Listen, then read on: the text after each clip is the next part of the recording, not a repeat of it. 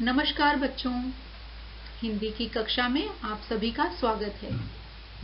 बच्चों, आज हम कक्षा की शुरुआत हर बार की तरह एक अच्छे से विचार यानी एक अच्छे से थॉट के साथ करेंगे। पहली स्लाइड पर आप देख सकते हैं, एक थॉट लिखा है यानी एक सुविचार लिखा है। इसे मैं पढ़ रही हूँ, आप इसे समझेंगे। मैं इसका अर्थ भी आपको समझाऊंगी। इस बार भी यह सुविचार अपनी भाषा पर ही निर्भर है, यानी भाषा के लिए ही है। ध्यान से सुनिए। और यह सुविचार जो है डॉक्टर राजेंद्र प्रसाद ने लिखा है, मतलब उनके द्वारा कहा गया ये वाक्य है, ये सेंटेंस है। डॉक्टर राजेंद्र प्रसाद बच्चों आपको पता है कौन था? ये हमारे देश के, भारत देश जब आज़ाद हुआ यानी इंडिपेंडेंस हुआ, उसके बाद सबसे पहले राष्ट्रपति थे यानी प्रेसिडेंट थे। हमारे देश के पहले प्रेसिडेंट थे, पहले राष्ट्रपति। उन्होंने ये वाक्य कहा था। अब मैं वाक्य पढ़ रही हूँ, ध्यान से सुनिएगा। जिस देश को अपनी भाषा और साहित्य के गौरव का अनुभव नहीं है, वह उन्नत नहीं हो सकता। देखिए, इसका अंग्रेजी अनुवाद यानी इंग्लिश में ट्रांसलेशन भी नीचे दिया है। A country that does not take pride in its language and literature can never progress. मेरे ख्याल से आपको तो वैसे इसका अर्थ समझ में आ गया होगा, लेकिन फिर भी मैं आपको सरल भाषा में इसे समझाती हूँ, एक इजी भाषा में। जिस देश को अपनी भाषा और साहित्य, यानी ऐसा देश जिसको, जो भी उसकी अपनी भाषा है, उसकी अपनी देश की जो भाषा होती है, चाहे वह अंग्रेजी हो, हिंदी हो, उर्दू हो या अन्य कोई भी भाषा हो, और साथ ही उस देश का जो साहित्य है यानी लिटरेचर, यानी पुराने समय से हमारे देश में जो बड़ी बड़ी पुस्तकें लिखी गई हैं, बड़ी बड़ी बुक्स लिखे गए हैं, उनके बारे में यहाँ बात की जा रही है, जिसको साहित्य कहा गया है, जिसको हम अंग्रेजी में लिटरेचर कहते हैं, कि गौरव का अनुभव नहीं है। मतलब we should proud on our whatever we have got. तो हमें जो भी मिला है, हमारी भाषा है, हमारा साहित्य, हमारी पुस्तकें, जो पुरानी पुस्तकें हैं जिसमें जो कुछ भी ज्ञान दिया गया है, हमें उस पर प्राउड फील करना चाहिए, यानी हमें उसका गौरव होना चाहिए। और अगर ऐसा नहीं होता है तो उस देश को कभी उन्नति नहीं मिलती है, यानी वह प्रोग्रेस नहीं कर पाता है। ठीक है बच्चों, तो आपको समझ में आ गया कि हमें भी अपने देश की भाषा और अपने देश के साहित्य, यानी भारत देश में बोले जाने वाली भाषा और अपने देश के साहित्य को, अपने देश के लिटरेचर का हमें गौरव अनुभव करना चाहिए, हमें उसको प्राउड फील करना चाहिए। यहाँ पर वैसे हम सभी जानते हैं, भारत में तो बहुत सारे राज्य हैं, अलग अलग स्टेट्स हैं, सबकी अपनी अपनी भाषाएं हैं। लेकिन जो भी हमारी मातृभाषा है, यानी अगर आप अपने घर में हिंदी, मराठी, बंगाली, तमिल, तेलुगु या जो भी भाषा आप बोलते हैं, उन भाषाओं पर भी आपको गर्व होना चाहिए, आपको प्राउड होना चाहिए। और साथ ही जो भी भाषा हम सीखते हैं, उस भाषा को पूरी लगन से और पूरे मन से सीखना चाहिए, चाहे वह हिंदी हो या अंग्रेजी हो। ठीक है, और उससे संबंधित जो भी पुस्तकें हमें मिली हैं, उसको भी हमें अपनाना चाहिए, उस पर हमें गर्व करना चाहिए। ठीक है बच्चों, तो इसी अच्छे विचार के साथ हम आज की कक्षा में आगे बढ़ते हैं। आइए बच्चों, आज हम आपकी पुस्तक हिंदी व्याकरण के पाठ पहले, हमारी भाषा, इसका दूसरा हिस्सा पढ़ेंगे। पहले हिस्से में हमने जो भी पढ़ा था, अगली स्लाइड पर उसकी एक बार पुनरावृत्ति करेंगे, फिर हम उसके आगे के भाग को पढ़ेंगे। हिंदी की पहली कक्षा में, इसके पहले की कक्षा में हमने व्याकरण की पुस्तक हमारी भाषा, इस पाठ से हमने कुछ बातें सीखी थी जो इस प्रकार है, उसको रिवाइज हम यहाँ पर कर लेंगे। पहला पॉइंट था, भाषा के द्वारा हम अपने मन की बातों को दूसरों तक पहुँचाते हैं और दूसरों की बातों को समझते हैं। तो भाषा एक बहुत ही महत्वपूर्ण चीज़ है। अगर भाषा न होती तो शायद मनुष्य आज इतनी प्रोग्रेस भी नहीं कर पाता, इतनी जीवन में आगे नहीं बढ़ पाता। तो भाषा ही एक कारण है जिसके कारण हम अपने विचारों को एक दूसरे तक पहुंचाते हैं और एक दूसरे के मन की बातों को जानते हैं। और इसमें हमारे मनुष्य जाति को आगे बढ़ने में, प्रगति करने में भाषा का बहुत बड़ा हाथ है। ये सभी हम समझ गए थे। दूसरा पॉइंट, भाषा के दो रूप होते हैं, मौखिक और लिखित। मौखिक बोलकर सुनकर भाषा बोली जाती है, समझी जाती है, और लिखित में भाषा को लिखकर पढ़कर समझा जाता है। ये दो रूप हमने पिछली कक्षा में पढ़े थे। उनकी परिभाषा इस प्रकार है। मौखिक भाषा, हम बोलकर अपनी बात दूसरों तक पहुंचाते हैं, उसे हम मौखिक भाषा कहते हैं। और लिखित भाषा क्या था? हम लिखकर दूसरों तक अपनी बात पहुंचाते हैं, तो उसे हम लिखित भाषा कहते हैं। तो ये बातें, ये पॉइंट्स हमने पिछली कक्षा में पढ़ी थी। अब हम आगे का हिस्सा पढ़ेंगे।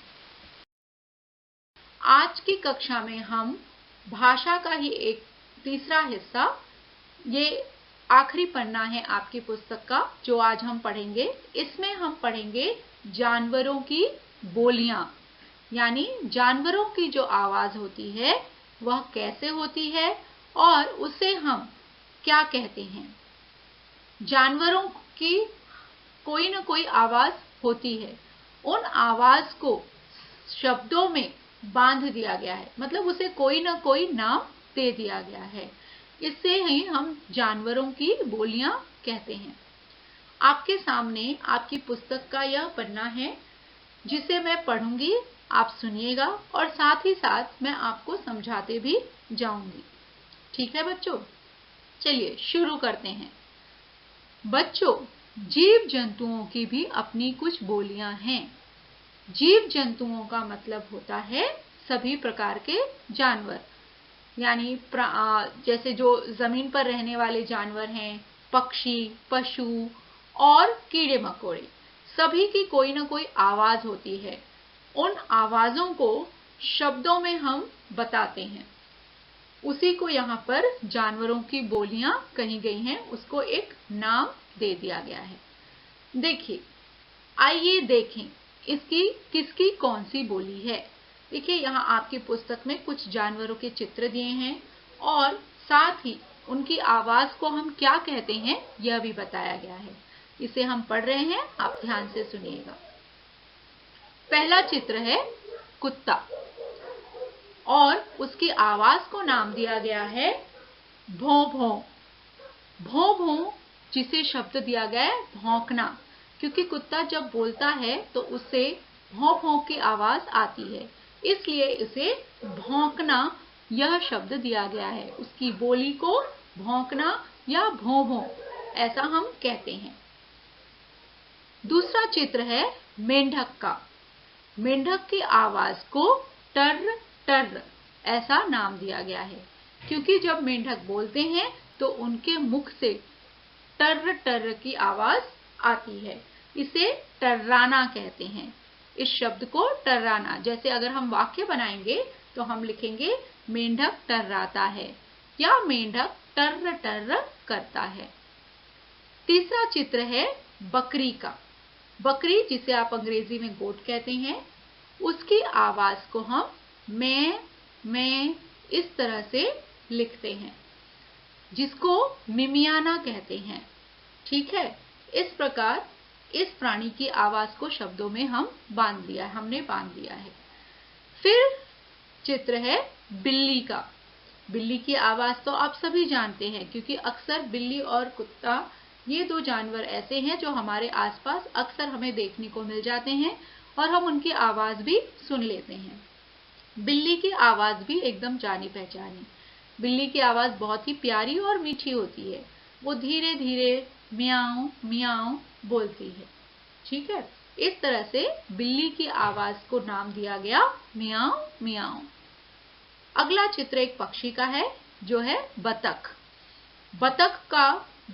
बतख की जो आवाज है उसे अंग्रेजी में भी वही नाम दिया गया है, क्वैक क्वैक, और हिंदी में भी हम उसे क्वैक क्वैक ही लिखते हैं।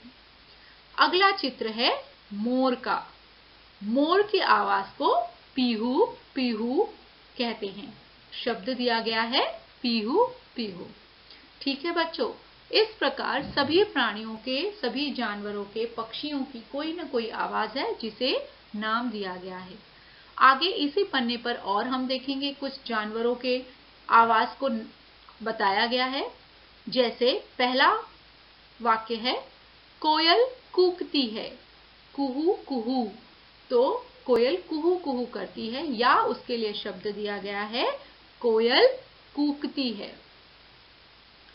अगला वाक्य है, हाथी चिंघाड़ता है, चिंघाड़ना।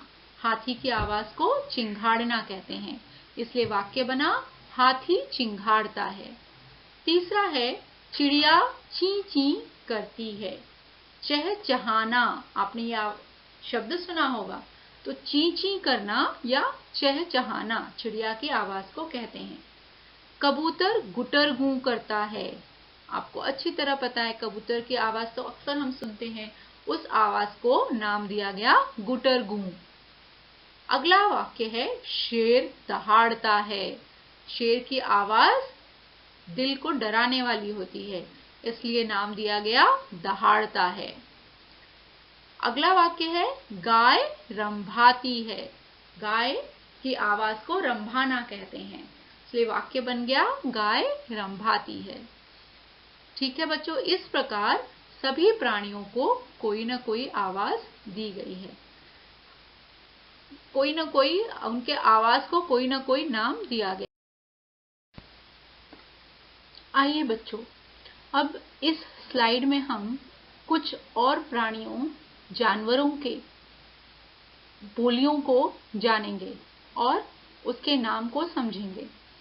ठीक है बच्चों, जो भी आपने इसके पहले आपकी पुस्तक के पन्ने पर पढ़ा, उससे अलग प्राणियों के बोलियों को मैं यहाँ पर बता रही हूँ।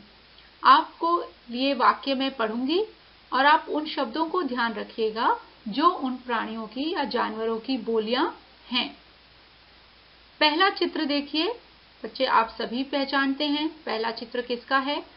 हम इन्हें शेर भी कहते हैं, लेकिन अगर हिंदी में नाम हम इसका जानें तो इस प्राणी को हम बाघ कहते हैं।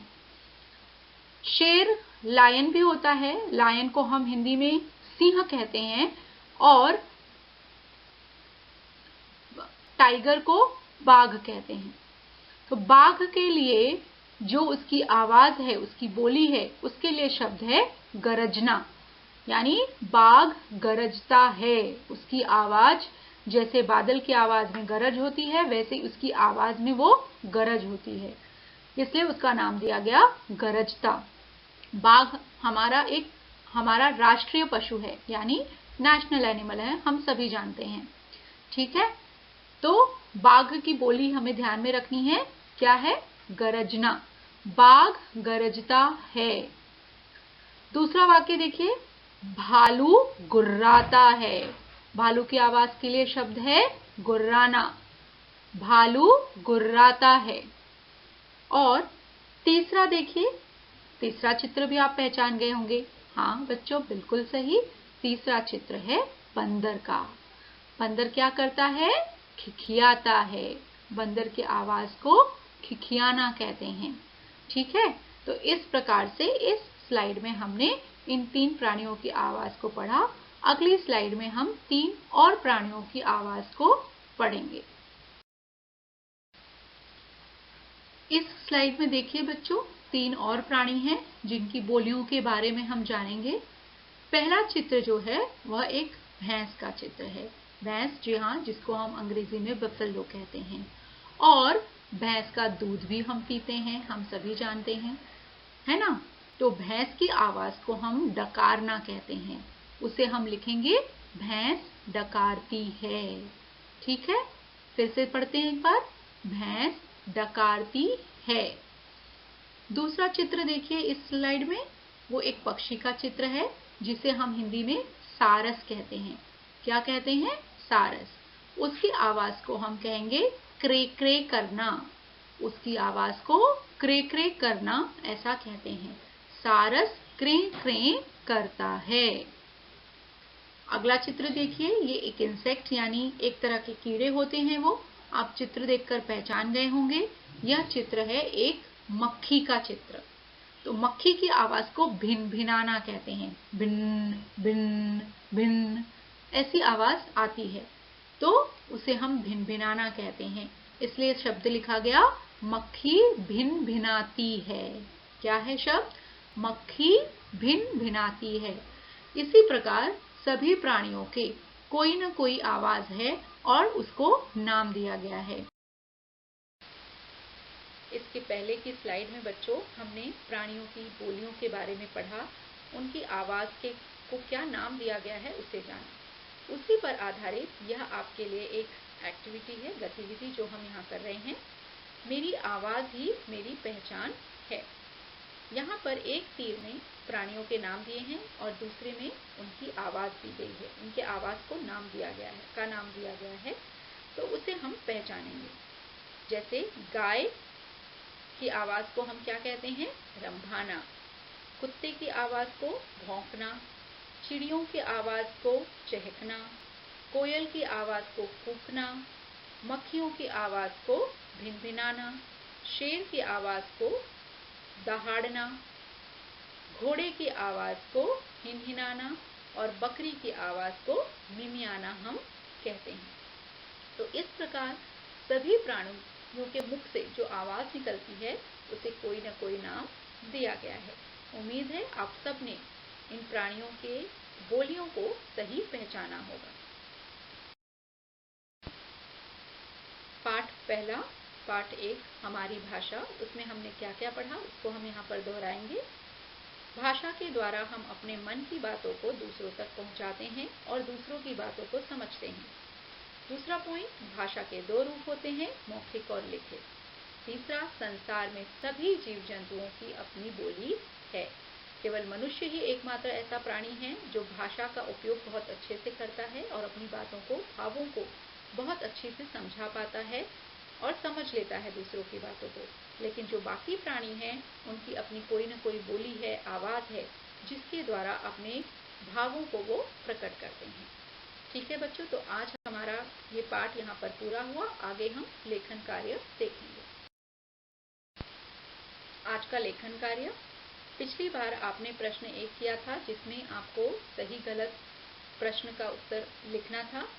आप उसी के आगे से इस प्रश्न को कंटिन्यू करेंगे।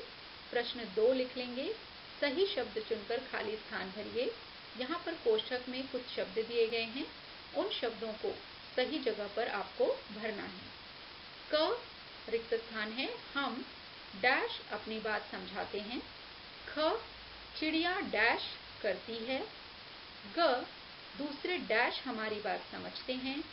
और घ है मोर डैश करता है। तो कहाँ पर कौन सा सही शब्द होगा ये आपको चुनकर स्वयं लिखना है। पहले आप उत्तर लिख लेंगे, फिर अगली स्लाइड से उत्तर को जांच लेंगे। आइए बच्चों, उत्तर देख लेते हैं। हम बोलकर अपनी बात समझाते हैं, तो बोलकर इसका सही उत्तर होगा। चिड़िया चींची करती है, चिड़िया की आवाज को चींची कहते हैं। दूसरे सुनकर हमारी बात समझते हैं। और घ है मोर पीहू पीहू करता है, मोर की आवाज को पीहू पीहू शब्द दिया गया है। तो ये आपके उत्तर हैं।